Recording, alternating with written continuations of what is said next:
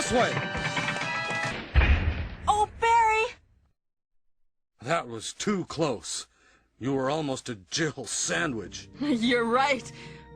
Perhaps the most surprising trend in the past couple of years in the gaming world is the renaissance of the survival horror genre. Seriously, where did that come from?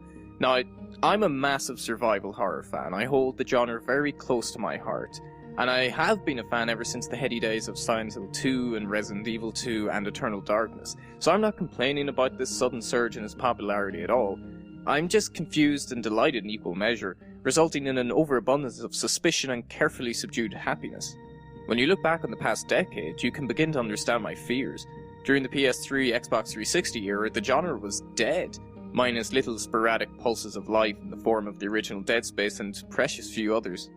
But don't let little signs of life fool you. It was still dead. It was more like the one last fart for the genre before rigor mortis finally set in, once heralded darlings of the genre, Silent Hill and Resident Evil, either faded into obscurity or turned their back on their roots and not so much jumped the shark, but punched the fucking boulder right out of the volcano.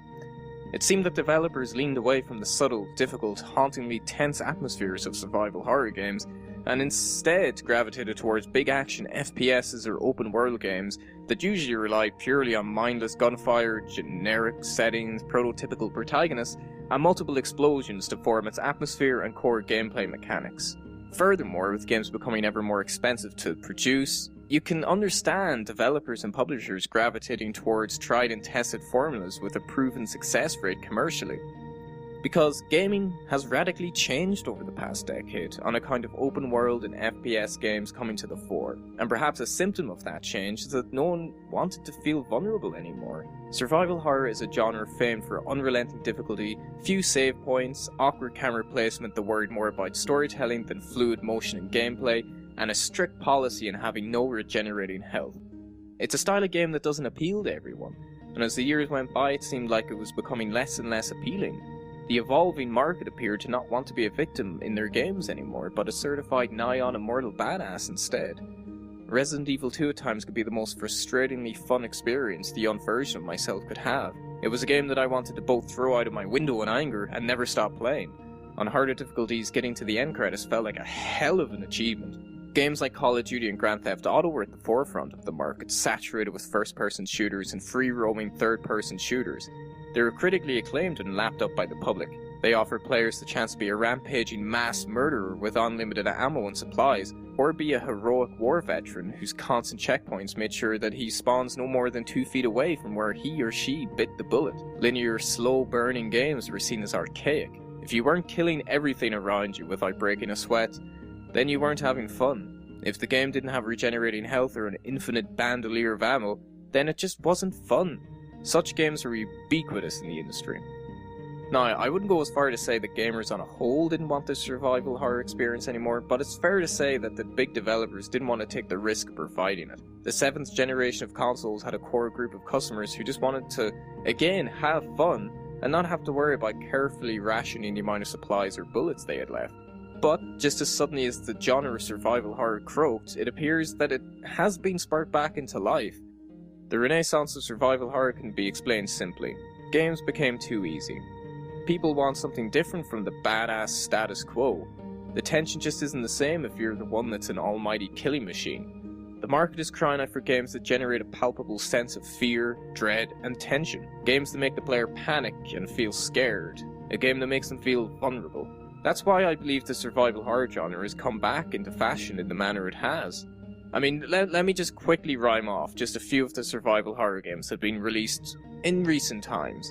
Alien Isolation, Outlast with its DLC Whistleblower, The Evil Within, Daylight, State of Decay, Lifeline, Damned, Among the Sleep, Five Nights at Freddy's, Resident Evil 7. There's just been so many. And that's more top quality survival horror games in the past few years than we've been treated to in the past 10. It's certainly a surprise reverse of fortune for the genre that's been crying out for such quality for quite some time. And I think that you can trace back this rebirth to one very specific game. PT, the playable demo of the now defunct Silent Hills. Countless playthroughs, discussions, and just an overwhelming sense of excitement swept the gaming world upon its release. PT was so short, but it was so fucking sweet. The game took place in a first-person setting and placed you in this house in which you constantly looped around and had to look for something that had changed. It was eerie as fuck. It was creepy, and it was actually unlike anything most people have ever played. And PT showed the value of being vulnerable. Sure, sometimes it's awesome to be the hunky, muscular hero or heroine that doesn't understand death or vulnerability, and always has a catalogue of witty one-liners, but don't underestimate the power of fear and subtlety of tone when placed in the shoes of an undersupplied, weak, scared protagonist. And I think what really grabbed people's attention with PT was that after years and years of more elaborate ways of killing in gaming, PT provided the base for entering an era that wants to feel what it's like to merely survive. And Resident Evil 7, the most recent entry in the series, really took up the mantle from where PT unfortunately left off. The Resident Evil series has struggled for years. It's gone from a survival horror game to being an over-the-top action game just like countless others. Resident Evil 7 was a barnstorming return to form for the series. Now, I did enjoy the newer Resident Evil games, but really not as much as the previous games, because what made Resident Evil special in the first place was that survival horror genre just sprinkling goodness all over it. It was the tension, the fear, the fact that if you're caught, you're fucked. The newer games didn't have that quality, particularly Resident Evil 6, which just went full on goddamn John Wick on everyone's ass. Resident Evil 7 was refreshing in its simplicity. The secret to the success of Resident Evil 7 wasn't changing its camera angle to a first-person perspective, it wasn't updated graphics, it wasn't really following in the footsteps of PT. It was quite simple, really.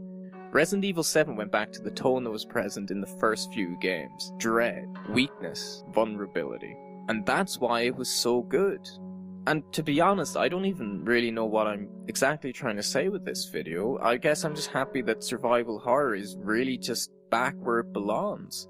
And just look at this year alone. Already in 2017 we've been treated to Agony, Visage, Friday the 13th, Outlast 2, and of course Resident Evil 7. Maybe this is just a fad that'll pass, and I can't really let myself believe that developers will continue to pour money into a variety of different genres of games, especially since risky ventures are proving ever more costly. But in this crazy world, all you can do is hope. A market that values variety of products is only a good thing, and I firmly believe that survival horror is back where it belongs, scaring the absolute shit out of people.